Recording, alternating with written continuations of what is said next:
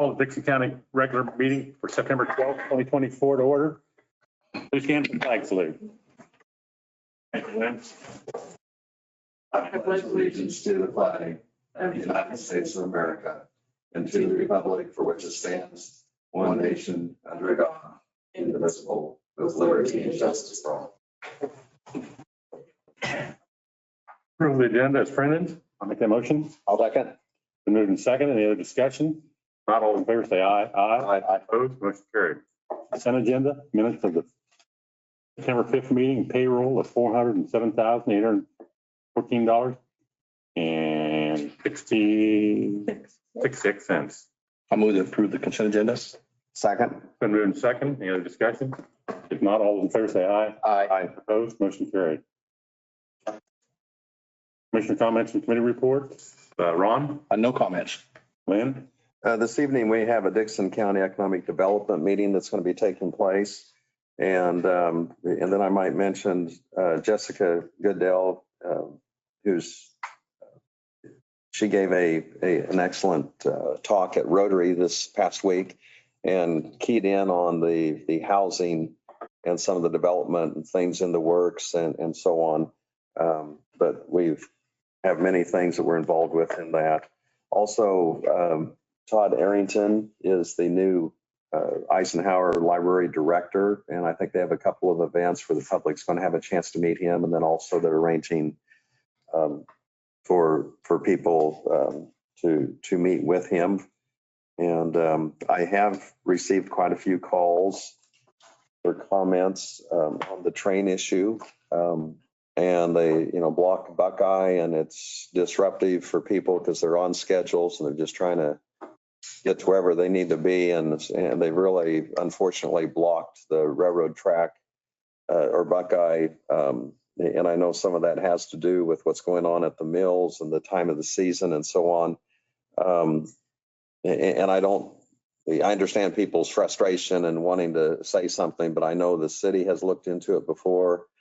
From a legal standpoint, there's been efforts to try to speed things up or somehow break the train. I do know that if there was an absolute disaster or emergency, that City Hall does have a means that they can give a call, break the train, and get a direct line. Other than that's not an immediate type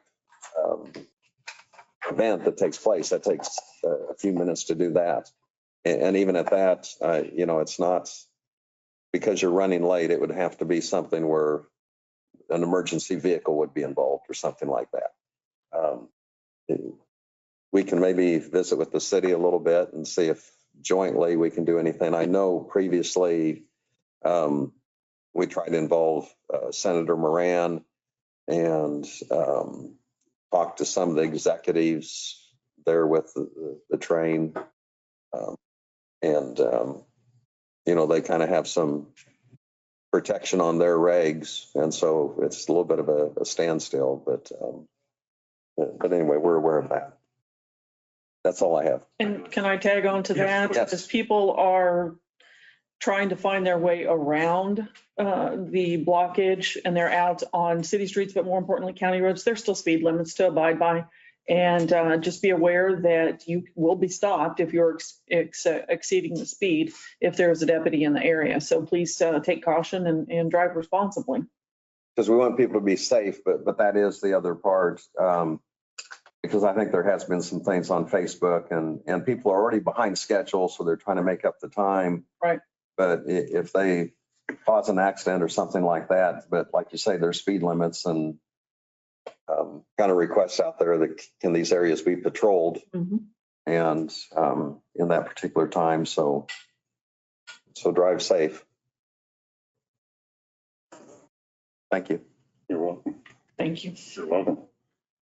Also at our department head meetings in our work session, we met with all the department heads there and good reports and stuff. We have no petitions or proclamations, public comments,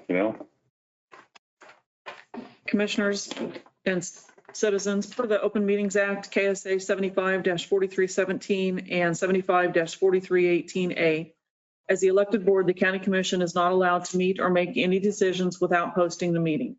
They are only allowed to act on items on the agenda which they set.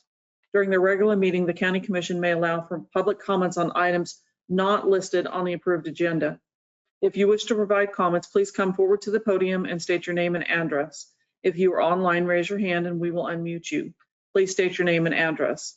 Each person may speak for 3 minutes. The allotted time will start after the speaker has given his or her name and address. Public comment shall be addressed to the county commission only and not to the speaker or the audience. Only the county commission will be permitted to ask the speaker questions.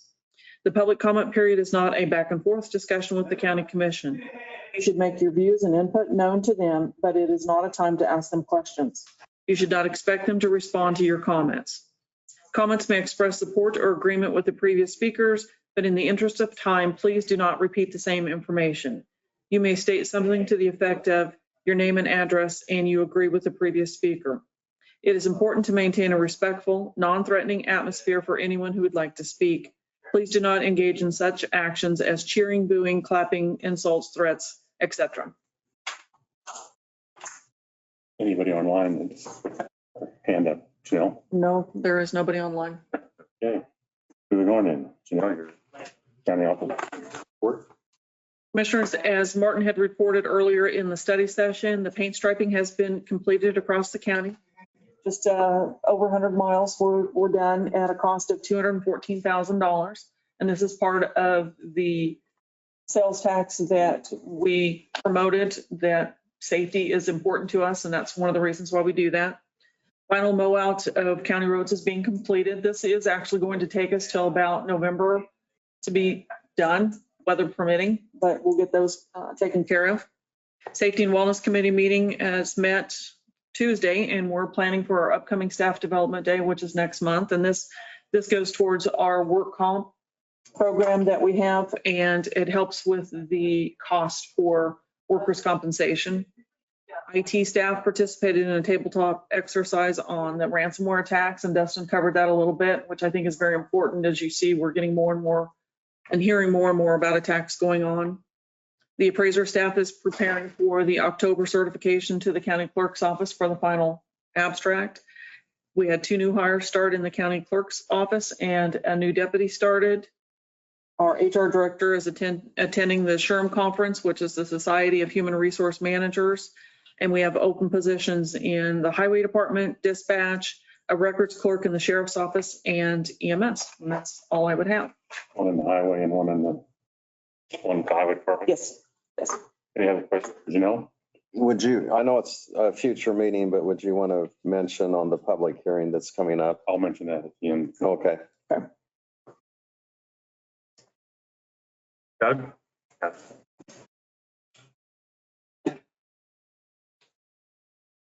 Well, yesterday we had the recovery court, and that is an event that is tremendous if you haven't been to one of those before, because there's people who have been involved in the drug addiction. Many people on that staff that's in the courthouse here work very, very hard to be able to help those individuals to work their way back out of it. And every now and then we get the opportunity for graduation.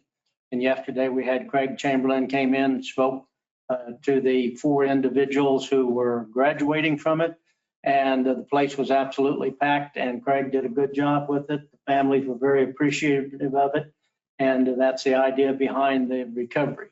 And in addition to that, of course, we do the other activities that we need to and try to keep the staff, meaning the attorneys and things that we are under contract, that are under contract with us, to be able to keep up with the court system. And we've been blessed with good people to be able to do that, in a court system that's more than willing to do everything that they can to help individuals to work through it in the drug court, but by the same token, or the recovery court.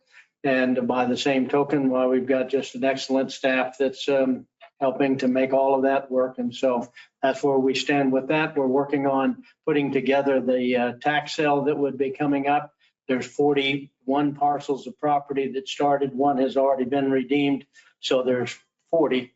And we're going to be working and do what we need to get that ready to go so that we can have a tax sale as soon as possible. And that'll take a while to do, but we'll make it happen. That's all I've got. Thank you. Any questions for Doug? Thank you, Doug. Thank you. Notice of communications, there was none in the email or mail. Introduction, consider resolutions 09-12424. County functional classification system, you know? Commissioners, we received a notice from the state of Kansas regarding the functional classification of streets located within the county.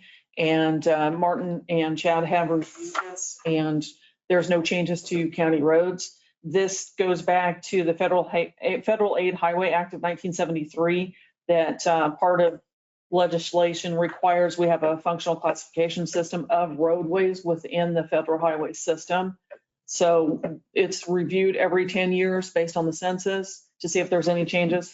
Like I said, the county does not have any changes. This does impact the city of Abilene, and they will have a resolution that they will need to pass as well. I believe there's 11 roads identified that would change from either a minor collector or a major collector, or a local road to a minor collector and that. So, but the city has that. So I would ask for your approval in passing this resolution today. A motion to approve 09-1224. So moved. Moved and seconded. Any other discussion? I know. Lynn did. I made the motion. Okay. All in favor, say aye. Aye. Opposed, motion carried. No unfinished business. Other business, approval of the purchase of the DS 200 training machine. Jean, you want to just, Yes, we're asking for 3 DS-200s with the total cost being $21,475. These tabulators would be used for early voting here at the courthouse, and then they would be used, we would send one to Chapman, one to Abilene, and then one to Harrington.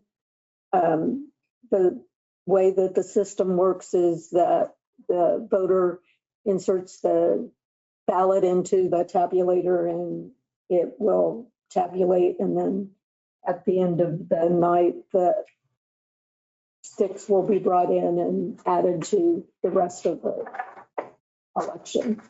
any questions for Jeannie? Oh, the cost is, $21,475. And it will come out of capital equipment. And the expectancy, these would last us several years, decade, or, 10 to 15 years. okay. And then we have the tech support to come set it up and assist. And Right, and that's part of the $21,475. I would move that we approve the purchase of the DS 200 tabulating machine. Chapman, Abilene, and Harrington, $21,475. I'll second it. been moved and seconded. Any other discussion? If not, all those in favor, say aye. Aye. Opposed, motion carried.